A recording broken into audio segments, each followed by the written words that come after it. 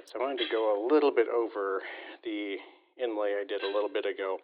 So what this is my Pantograph template, and what I did was I took the image I wanted, in this case the Doctor Who TARDIS, and I scaled it originally down. So I made this traditionally the size I wanted the inlay on a pocket knife to be. So the idea was that when it's all done, it would be like where that shield is on a Swiss Army knife, but custom shaped.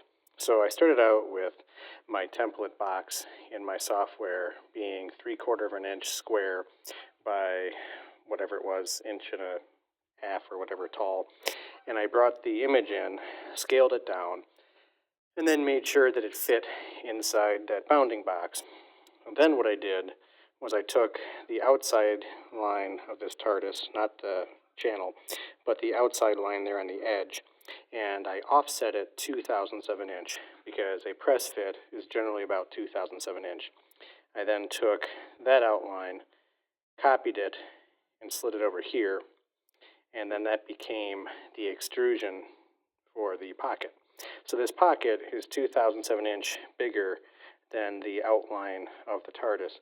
And then I did another outline, so I think I offset it 1/4 of an inch or whatever it was, to make a channel. So the idea was that when my Pantograph stylus is in here, my stylus rides right in that channel and I can't slip out.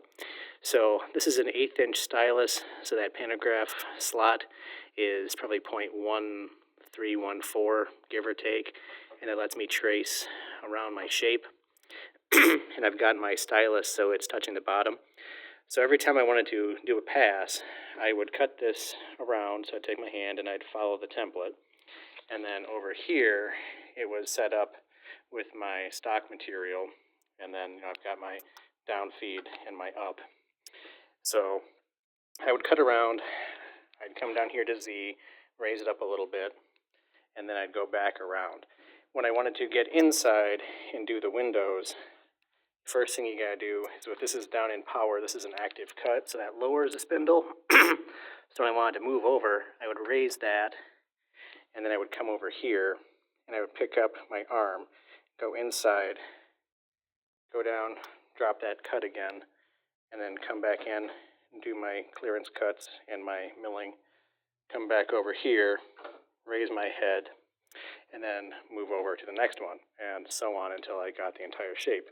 I did find out, however, that these are too small, so I either need to make the pattern bigger, which is probably the case, because if I go any smaller on this, it's going to mess up my ratio, or I need to flip this over and use the other side of the stylus, but then that would slant the things over here.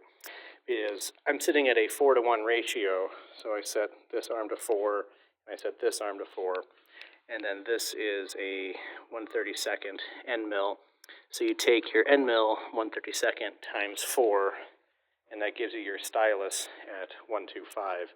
So then you know that to get the lines correct, you have to use a 1/8 inch stylus with your 1/32 bit. Important thing to be aware of is the 32nd inch bits. Since these collets are all 1/8 inch shank, is to get the 1/8 inch shank end mills. These are just Amazon specials.